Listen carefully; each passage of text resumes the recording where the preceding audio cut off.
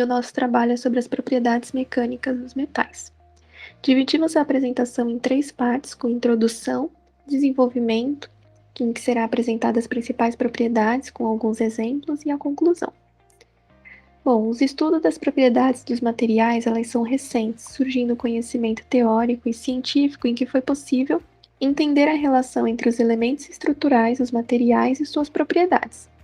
As propriedades mecânicas dos materiais, elas são de grande importância na engenharia porque permite desenvolver produtos e materiais que demonstram efetividade em sua funcionalidade e durabilidade, levando em consideração o seu custo para o correto desempenho final a que esse material ele vai ser destinado.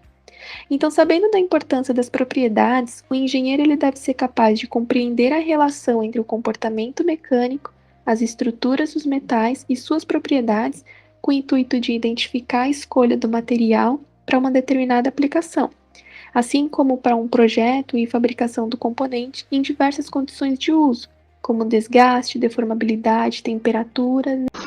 Indo para a parte de desenvolvimento, irei começar pela tensão e deformação dos metais. O grau em que uma estrutura se alonga ou se deforma depende da magnitude da tensão a que é imposta. A maioria dos metais são submetidos a uma tensão de tração em níveis mais baixos.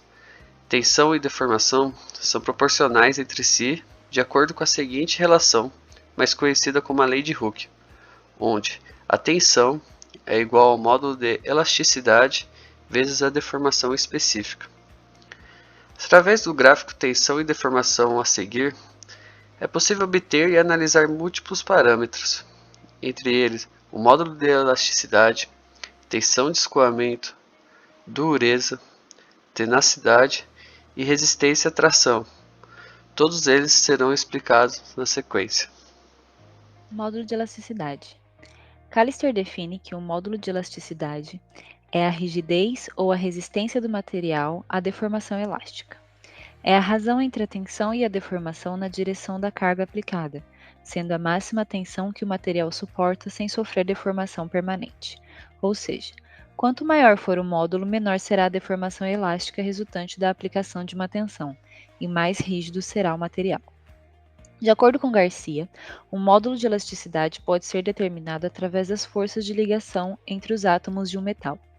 Como essas forças são constantes, o módulo de elasticidade é considerado uma propriedade constante nos materiais, apesar de ser levemente afetado por adições de elementos de liga ou por variações alotrópicas, tratamentos térmicos ou trabalho a frio que alterem a estrutura metálica. A lei de Hooke estabelece que o módulo de elasticidade é a razão entre a tensão e a deformação relativa dentro do limite elástico, onde a deformação é proporcional à tensão representada pelo ângulo θ. Tensão de escoamento. A tensão de escoamento, ou limite de escoamento, é o ponto onde começa a deformação irrecuperável plástica do material. A partir deste ponto, o material só se recuperará a parte elástica de sua deformação e ficará com uma deformação permanente e irreversível. A maioria dos materiais metálicos, ao ser submetida a uma tensão de tração crescente, se comporta dentro do grupo dos que cedem antes de romper. A relação entre a força aplicada e o alongamento desvia-se da linearidade elástica na tensão de escoamento. Para estes materiais, a partir deste ponto em diante, passa a acontecer o processo que se denomina deformação plástica do metal. Tenacidade. A tenacidade é a capacidade de um material absorver energia mecânica por unidade de volume até a sua ruptura. Essa propriedade pode ser medida pelo ensaio de tensão-deformação. Analisando a curva resultante do ensaio, é possível concluir que para um material ser considerado um material tenaz, ele deve ser um material resistente ao escoamento, apresentando uma deformação considerável durante o regime elástico, e também deve ser um material dúctil, apresentando uma boa deformação plástica até chegar à sua fratura. A tenacidade equivale à área abaixo da curva resultante do ensaio de tensão-deformação, ou seja, é a integral da curva do ensaio de tensão-deformação. Dureza é a medida da resistência de um material a uma deformação plástica localizada. Este ensaio é muito aplicado para comparar os materiais ou mesmo para especificar um material em suas aplicações, como por exemplo em abrasões. É possível, por meio de tabelas, obter-se uma correlação aproximada entre os métodos de determinação de dureza, do tipo Brinell, Rockwell e Vickers. Tanto o limite de resistência à tração como a dureza são indicadores da resistência de um metal à deformação plástica. Logo, espera-se uma proporcionalidade entre as duas. Bom, e para exemplificar as propriedades mecânicas dos metais, nós utilizamos uma parte de um estudo comparativo dos aços SAE 1045 e SAE 1020, né, que foram ensaiados à tração em diferentes condições metalúrgicas. Então, em aplicações industriais e de engenharia, os eixos mecânicos eles estão sempre sujeitos a esforços de flexões e tensões, né? São calculados de maneira a associar os parâmetros geométricos das peças com esses tais esforços. O trabalho ele avaliou as tensões de escoamento em tração para diferentes tipos de corpos de prova, em diferentes condições metalúrgicas. O objetivo do trabalho foi compreender o comportamento dos aços 1045 e 1020 para diferentes condições metalúrgicas e avaliar e comparar suas propriedades mecânicas. A realização de ensaios mecânicos ela permite avaliar o comportamento do material submetido a esforços extremos, diferentes condições metalúrgicas e aplicações de diversos tratamentos térmicos e químicos, elas podem alterar a microestrutura do material e é o que permite adaptá-los a diferentes aplicações.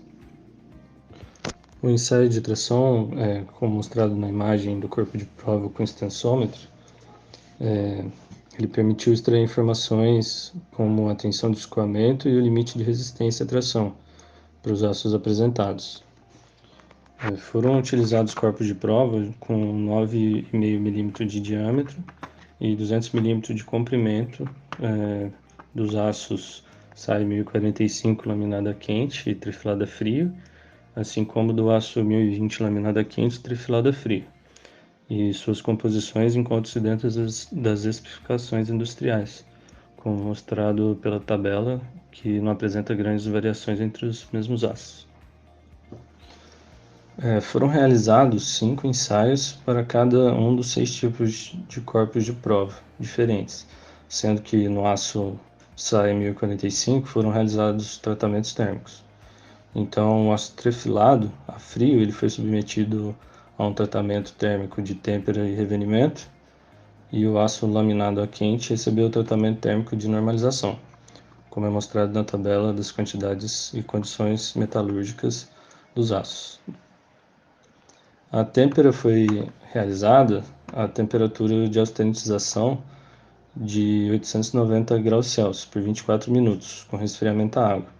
O revenimento foi realizado a 270 graus Celsius por 20 minutos, com resfriamento ao ar ambiente.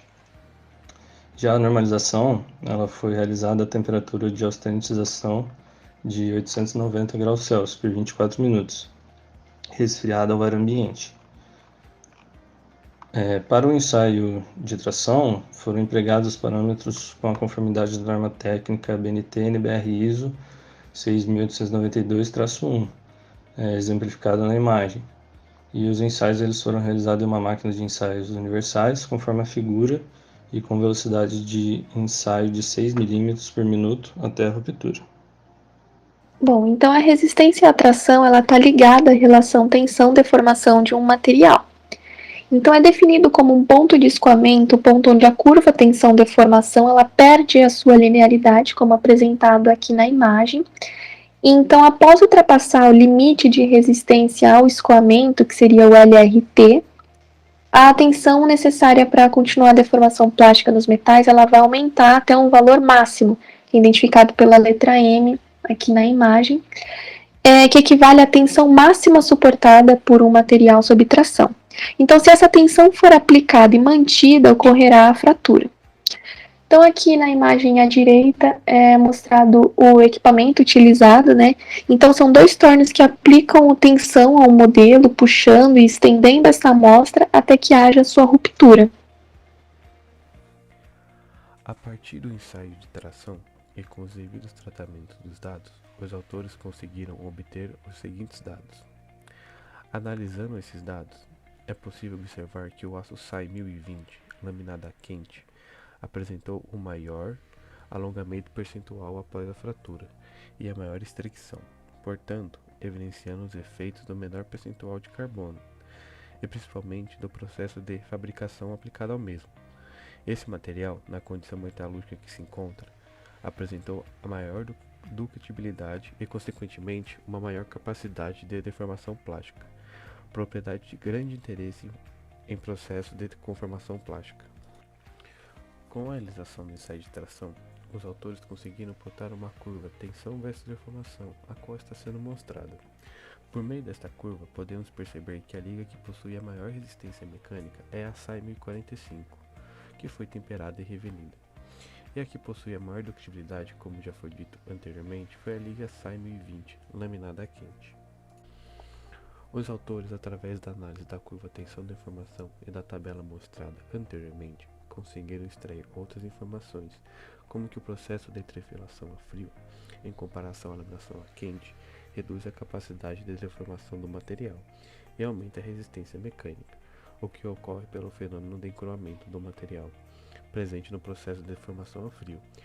Entre os processos de tratamentos térmicos realizados, utilizou-se a têmpera e revenimento como maneira eficaz para aumentar a resistência mecânica do aço SAI 1045, trefilado a frio.